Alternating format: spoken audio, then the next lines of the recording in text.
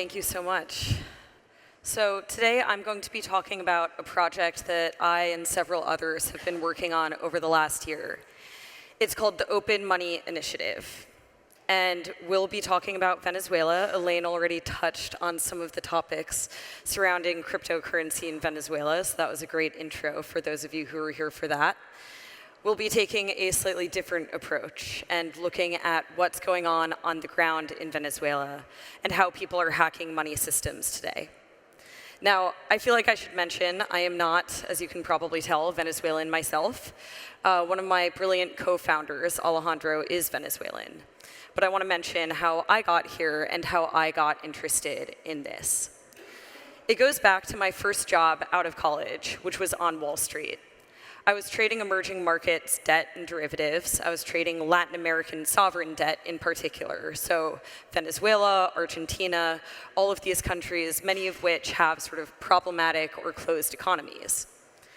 And I made friends with my colleagues who were based in Venezuela and Argentina and all of these places. And one morning, this was back in early 2013, a colleague of mine called me up and said, "Jill, you'll never guess, I finally managed for the first time in a decade to get my money offshore, to get my money out of the inflating Argentine peso." And I said, "That's incredible, how did you do this?" And you can all see it coming. He was using Bitcoin. Now recall, this was early 2013. This was one of the first times I was really hearing about Bitcoin, outside of the context of people using it to buy drugs online. But with that, he pulled me down the Bitcoin rabbit hole in the context of using it in these types of closed economies. But again, today I'm not going to be talking about Argentina. This is going to be all about Venezuela. And I'll run through some context of what's going on in Venezuela. I'll run through the research that myself and my team have done there, and then I'll get into the implications on how we as an industry can think about serving people in Venezuela. But before we go to Venezuela, I want to take you somewhere else. Okay, so who went to Consensus last year? Hands? Yeah, it's okay. We all make bad decisions. I was there too. So this is a picture of me at Consensus last year. This is me and the Decred mascot. No hate on Decred, I actually like the project. And Adam Goldberg, some of you may know or recognize. And we were walking around this floor. We were getting shilled tokens. We were getting approached by 22-year-old crypto hedge fund managers trying to get us to invest in their funds. There was an airdrop going on of literal paper tokens going on from the mezzanine level. It was pandemonium. It was a mess. And if you look at my face here, you can see this was the precise moment that I had a complete existential crisis about what I was doing working in crypto. Because let's remember, this was the year of Litecoin, right? This was the year of using blockchain to track heads of lettuce. If anyone can explain to me how this works or why this is useful, please, I want it to work, I do.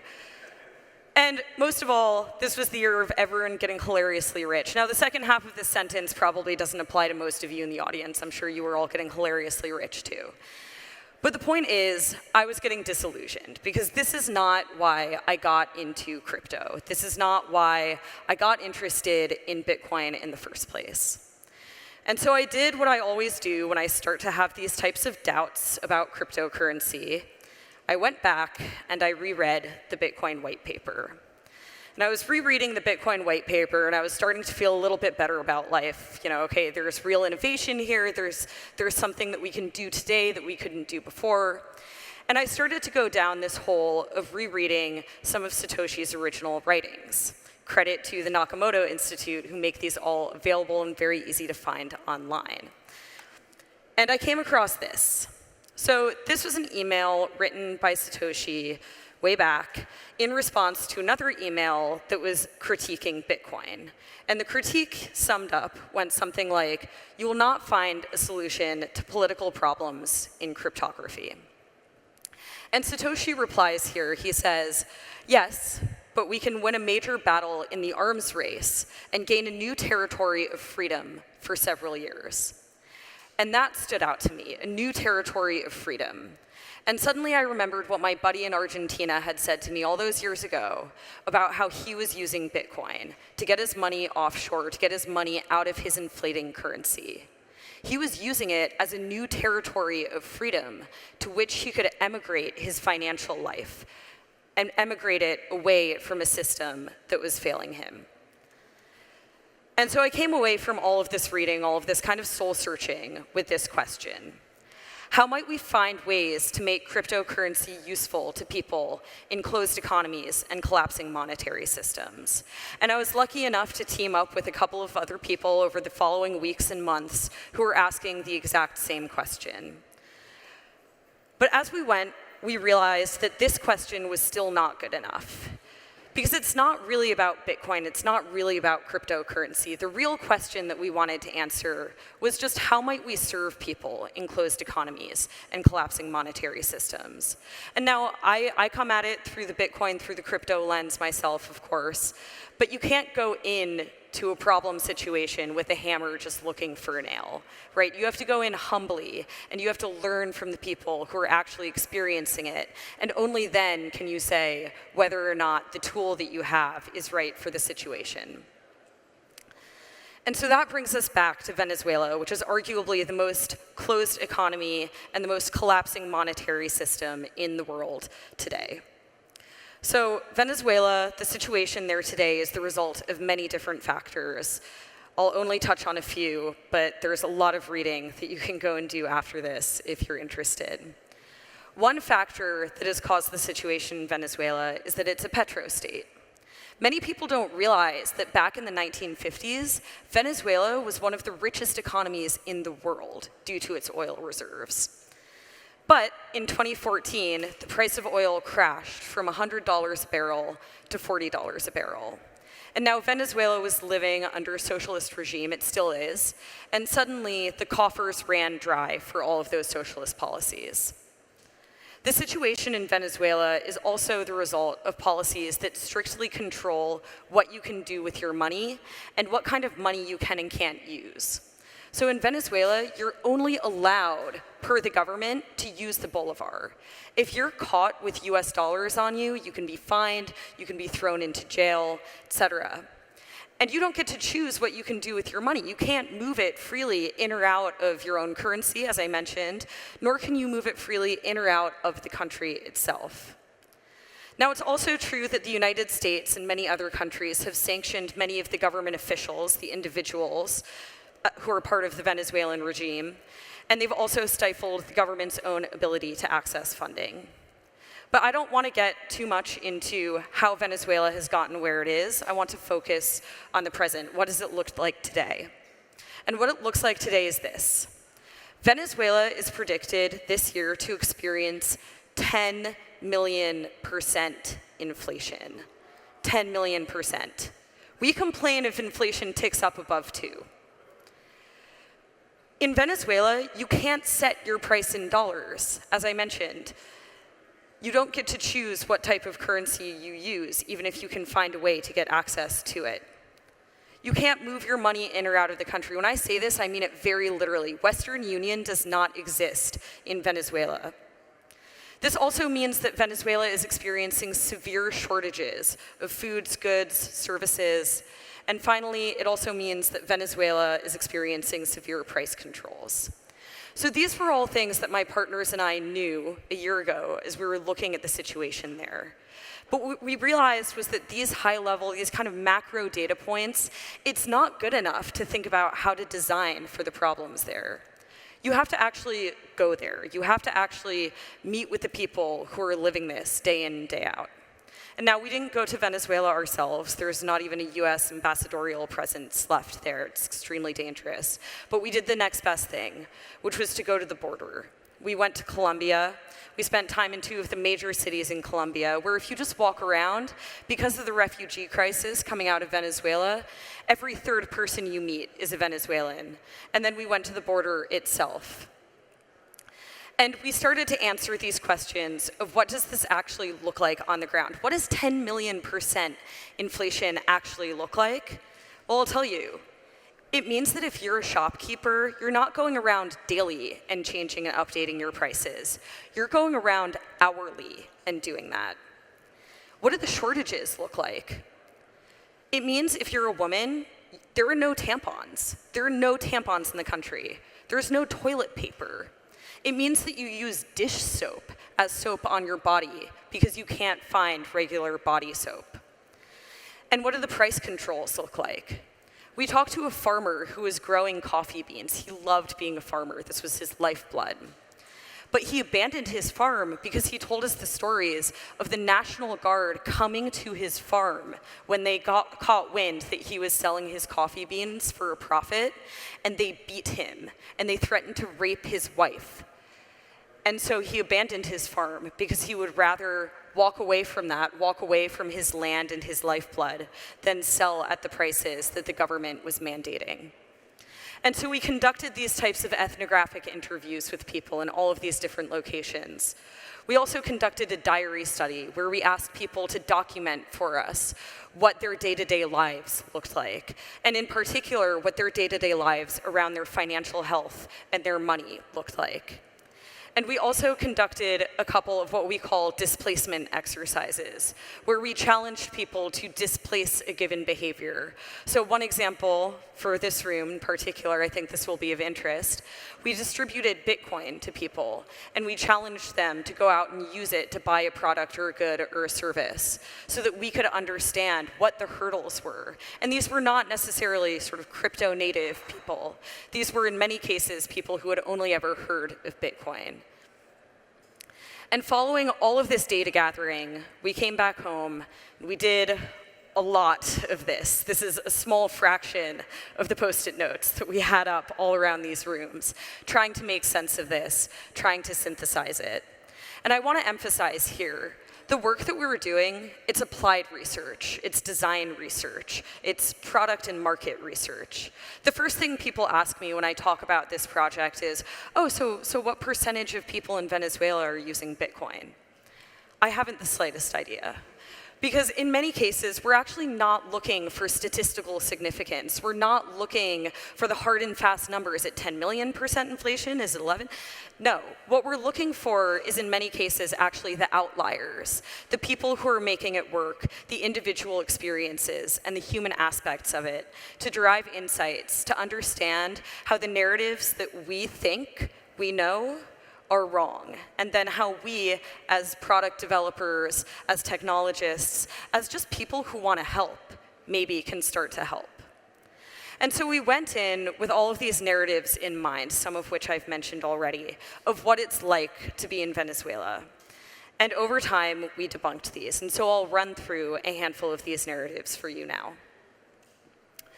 We went in with the idea in mind that people are worried about having enough money, right? Their money is melting. It's deeply impoverished society at this point. But what we found is that, yes, indeed, people are worried about having enough money. But more than that, people are worried about procuring medicine, food, and basic goods. Shortages are what's killing people more than anything else. And I think that this was exemplified really well in the story of Julio, who is a young man who we got to know. He lives in Caracas, and he coordinates social projects in his community. And he told us the story of, I've been looking everywhere for my mom's medicine. My mom is sick, but none of the stores have my mom's medicine. And he did what many Venezuelans are doing now in order to try and source it, which is to go to their digital communities to try and find people who have unique access to these basic goods and products. So he went on Instagram, and what people do in Venezuela is they post to their Instagram stories what they have access to and the prices at which they're willing to sell it. Not just the prices, though, but also the means of payment that they're willing to take. So he started to search for his mom's medicine on Instagram, and lo and behold, he managed to find it. But the seller would only take a US dollar bank transfer. And Julio, bear in mind, he's Venezuelan, he's lived in Caracas all of his life. He doesn't have a US dollar bank account. And so he had to get in touch with his uncle, who does, who spent some time in Miami. And his uncle was therefore able to do the US bank transfer. But importantly here, Julio actually had enough money to buy the medicine. If you converted it from USD to bolivars, he had enough money. It just wasn't the right type of money. And so he had to rely on his uncle. Now you may think from this story that, okay, people are using US dollars, people are using alternatives to the bolivar.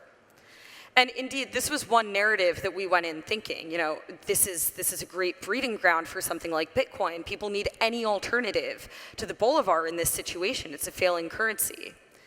But in fact, what we found is that people still need the bolivar to survive in Venezuela. And this is in large part due to the fact that the government has mandated that you have to use the bolivar as your currency. And this was really well exemplified in the story that Ana Maria told us. So Ana Maria, she's about 22 years old. She's an engineering student in Caracas. And she told us the story of how she came to start mining Bitcoin. She and her boyfriend, a couple of years ago, imported some Antminer S9s. They imported some Bitcoin mining machines. I got the sense that the boyfriend was a little bit of a nerdy guy. This was just kind of a side project for them to begin with. It was just a little bit of extra savings. But as time went on and as the crisis deepened in Venezuela, this became her entire family's sole source of income. She said that she was making about $800 a month off of these Antminers now. And bear in mind, the price of energy and electricity in Venezuela, it's practically free. It's the one thing you can get.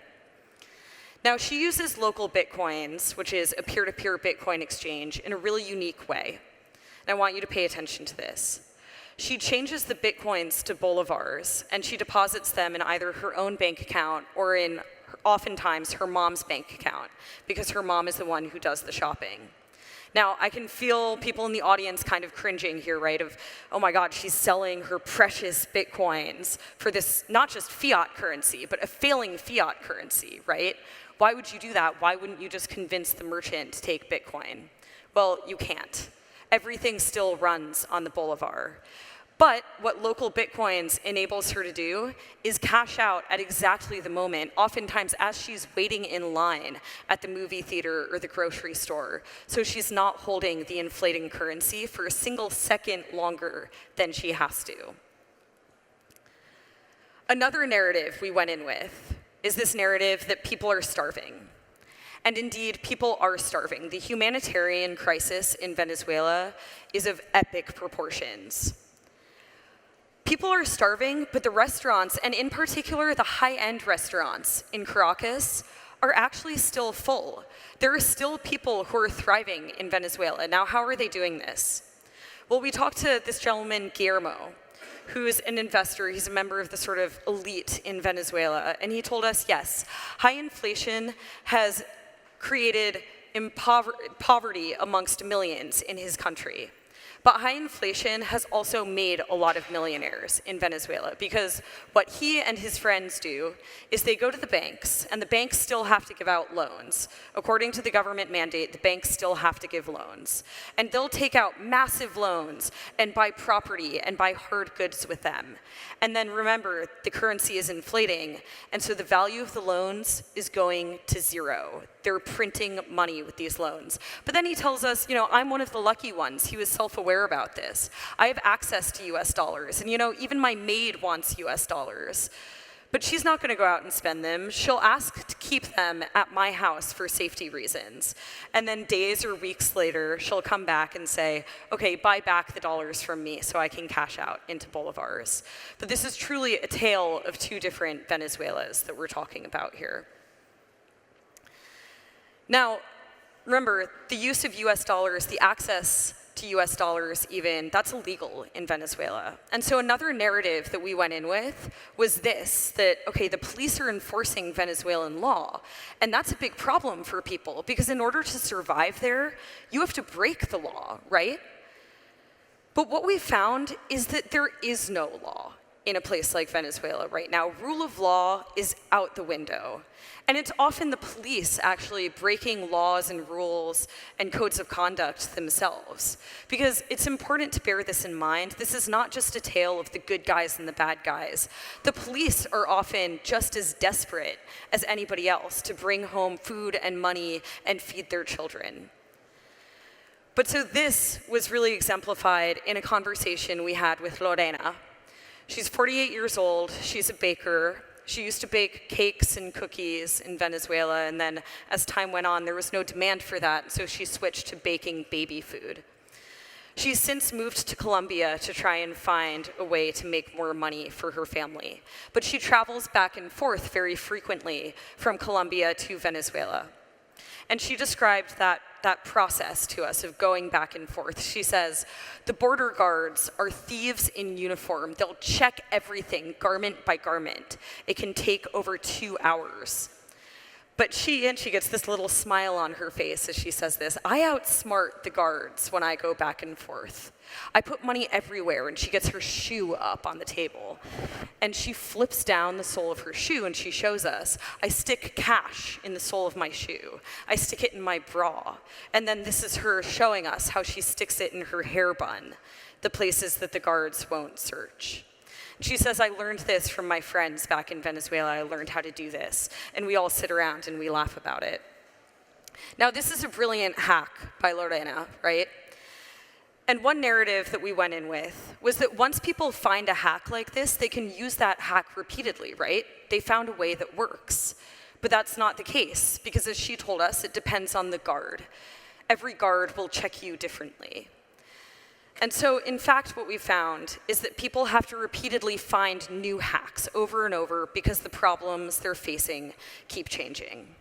And we saw this in particular with the power outages and the internet outages that people are now starting to experience in Venezuela. And we talked to this woman, Janet. She's a shop owner in San Cristobal, which is on the border between Venezuela and Colombia. And she was one of the people to whom we gave the challenge, take this Bitcoin and try and buy something with it. Take this Bitcoin and go and use it. But she said the power outages and the internet outages, it makes it too difficult to pay in stores. The internet is too slow to use Bitcoin. What are you talking about? Sometimes it's too slow to even do a bank transfer. In these cases, you have to use cash. Or you take down the bank information of the merchant, and he just hopes that you pay him later. He trusts you to pay him later. And now that final point around trust, this is the final narrative that I want to share with you all, because I think it's the most important one for us who work in the cryptocurrency industry to take to heart as we think about building for people in closed economies. The narrative that I personally went in with was this, that people need products and services that enable them not to have to trust each other. You're living in such a low trust environment, right, in Venezuela. You want to not have to trust each other as much as possible, trustless. But if we look closer at all of these stories that we heard, whether it's Julio working with his counterparty on Instagram or working with his uncle to pay the counterparty, whether it's Ana Maria and her boyfriend and her family collaborating and relying on each other, trusting each other, whether it's Guillermo and his maid, whether it's Lorena and her friends teaching each other how to get across the border, or whether it's Janet and her merchants. People need products and services not that enable them not to have to trust each other, but that enable them to trust each other. They're already trusting each other. This is not the low trust environment that we think it to be. Many of these trust systems are actually still working quite well. And so I would challenge you all to focus your efforts on in what ways can we actually elevate trust instead of having this hyper obsession around creating the perfect trustless crypto system. And I want to give you one example of this, which is local Bitcoins. I think that local Bitcoins does a really good job of mastering this trade-off. It's not some neat, trustless, perfect crypto system. They are actually a centralized company. They take centralized escrow of your Bitcoin. And they allow you to find counterparties in a reliable way by using their rating systems and their comment systems. And I think that in many ways, they've asked the right questions. How might we allow people to support each other within their extended digital networks? How might we enable people with unique access to foreign financial systems, with unique access to goods, et cetera, to extend that access to others in their network? And so, again, where I'll leave this is to just encourage you all to focus a little bit less on this word and focus instead on how you can elevate the trust in the systems that you're creating. Thank you so much.